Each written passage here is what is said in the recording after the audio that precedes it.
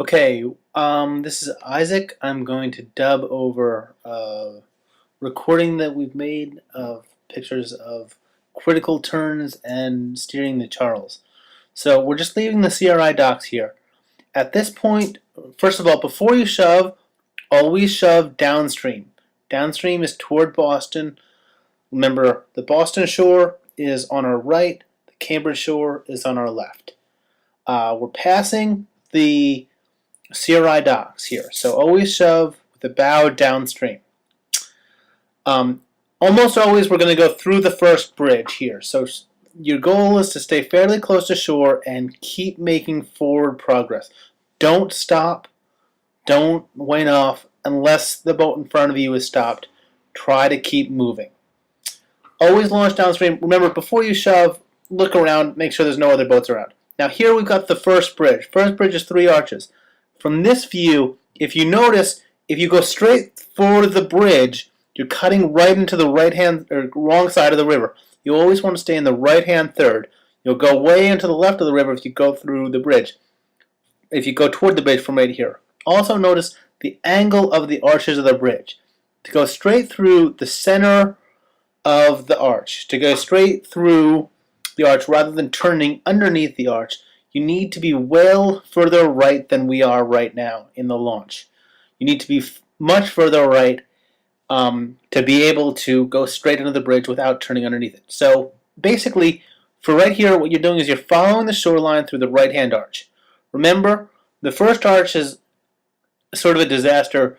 The traffic pattern states clearly that the center arch is only for upstream use. And that's only when the right-hand arch is blocked by something. So, right now we're going downstream. We would never go through the center arch downstream. Having said that, some crews still believe the center arch is downstream. It's the old rule. The rule was changed, but there's some resistance to this change. So, you're only going to go upstream through the center arch when your coach tells you it's okay. Another thing to think about here is if you are spinning to go back upstream, rather than going downstream, what you can do is go to about where we are now, which is the launch is stopped now upstream, shortly downstream of the docks, where you can see through the bridge, through the arches of the bridge, you can stop and you can spin here and go upstream. You can't go much further than this, further than we are now, and you need to go all the way here. See how you can see clearly through the bridge, and there's some white marks on that far concrete wall that you can see. Now, if you are spinning here to go upstream, you need to wait for a few seconds just to make sure that there's no bridge, no boat underneath the dock underneath the arches of the bridge. So here, if we're going through the right-hand arch, stay even further right than we are in the launch, and your goal is, if you think of where the highest point of the arch is, both closest to us and furthest from us, you want the coxswain's head to go under both of those points. Assuming that we're only single file, which is pretty much what we're only ever going to do here. If the coxswain's head goes underneath both of the points here, you've done well. It means you're going straight through the bridge rather than turning underneath it. And turning underneath it is very difficult because boats don't turn on a dime, and boats, aren't designed to turn. They turn basically by moving the stern in the opposite direction of the turn. So it's one way to think of it is just sort of hydroplaning. You're always skidding down the river. So understand that it's very difficult to turn under a bridge. Always try to avoid it.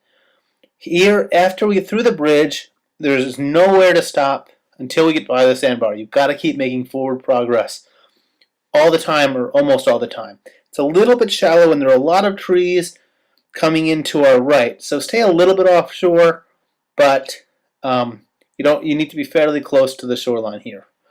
Now the stretch between here and the sandbar is what we're now approaching. The sandbar dominates this feature of the river.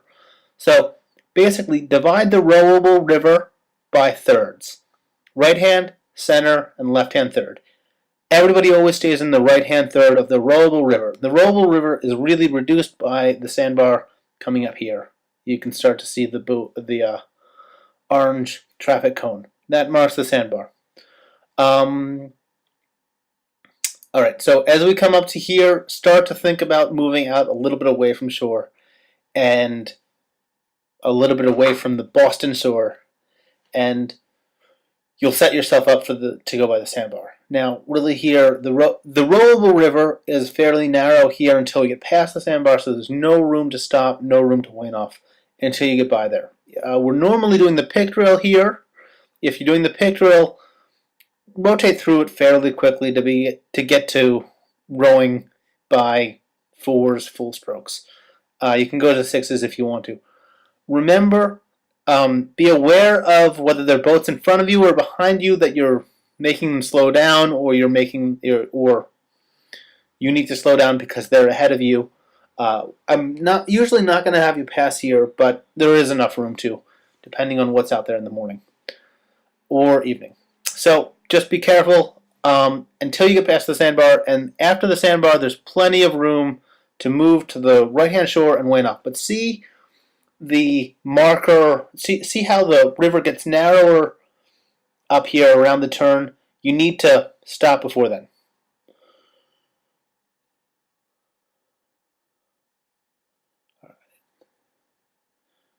This is the end of clip 1.